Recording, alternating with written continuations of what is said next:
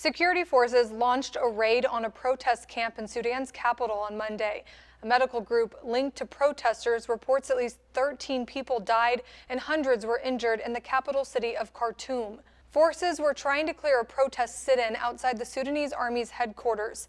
That protest camp has been an important part of demonstrators' attempts to gain civilian control of the country. Here's some context. Protests first started in December after the government cut subsidies on fuel, bread, and other staples. They quickly escalated into calls for Sudan's longtime president, Omar al-Bashir, to step down.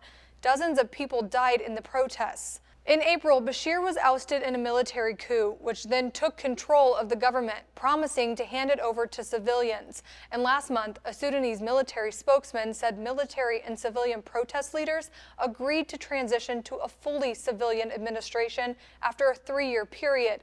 But protesters want a quicker transition to a civilian government. After hearing reports of the Monday raid, one of the groups organizing the protest called for all civilians in all Sudanese cities and towns to go out in marches and block all streets and bridges in order to protect the revolution. It also called for general civil disobedience until the Transitional Military Council is toppled.